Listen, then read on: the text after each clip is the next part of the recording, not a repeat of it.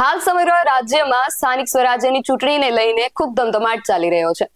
ભાજપ, કોંગ્રેસ, આમ આદમી પાર્ટી સહિતના બધા પક્ષો પ્રચાર કરવા જમીન આકાશ એક કરી રહ્યા છે મતદારોના મતદાન મેળવવા માટે અને બીજા પક્ષના ઉમેદવારોને નીચા દેખાડવા હવે આ લોકો એટલી હદે માનસિક સંતુલન ગુમાવી ચૂક્યા છે કે ચૂંટણીની તારીખોમાં પણ ગોટાળા કરી રહ્યા છે। ક્યાં થયો આ ગોટાળો અને શું છે આ ગોટાળો, જાણીએ આ અહેવાલમાં। જય હિન્દ, BSI TV ન્યૂઝ પર આપની સાથે હું છું નિધિ ગઢવી।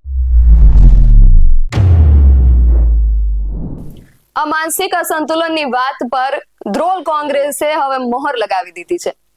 આખા શહેરમાં ઠેક ઠેકાણે બનો કોંગ્રેસના સપોર્ટર, ચૂંટો કામના કોર્પોરેટર એવું લખીને ઉમેદવારોના મોટા મોટા ફોટો સાથે મોટા મોટા બેનરો તો લગાવ્યા છે, પણ નીચે તારીખમાં બાંગરો વાટ્યો છે।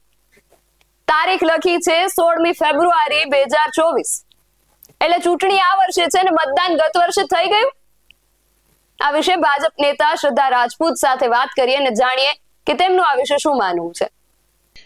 કોંગ્રેસ માટે આ જે ભૂલ છે આપણે સમજી શકીએ કે આવી ભૂલ કરી જ શકે છે, કારણ કે કોંગ્રેસ એક એવી પાર્ટી છે કે જેમ ચોમાસામાં આપણને દેડકા દેખાય એટલે જયારે ઇલેક્શન આવે ત્યારે એ લોકો ઉભા થઈને એક પોતાનો એક કડક જબ્બો અને એ રીતે પ્રચાર પ્રસાર કરતા હોય છે। બધા નેતાઓની પાર્ટી છે, કાર્યકર્તાઓની પાર્ટી છે નહીં, સંગઠન છે નહીં। આવી જે મહત્વની વસ્તુ છે કે તમારે મતદાન ક્યારે કરવા જવું છે અને એ તારીખ અને વર્ષનું લોકતંત્રમાં અત્યંત મહત્વ હોય છે। એ પ્રૂફ રીડિંગ પણ જે પાર્ટી ન કરી શકતી હોય એ પાર્ટી પાસે સ્થાનિક સ્વરાજની અંદર સ્થાનિક લેવલ ઉપર ધ્રોલ નગરપાલિકાને લઈને કયા મહત્વના મુદ્દા હશે એ પણ એમના પાસે રોડમેપ તૈયાર નહીં હોય। અને 16મી તારીખે જયારે મતદાન થશે અને 18મી તારીખે જયારે રિઝલ્ટ આવશે ત્યારે ફરીથી જનતા જનાર્દનનો જે આશીર્વાદ છે ભારતીય જનતા પક્ષને મળશે। જી શ્રદ્ધાબેન, આપ અમારી સાથે જોડાયા તે બદલ આપનો ખૂબ આભાર।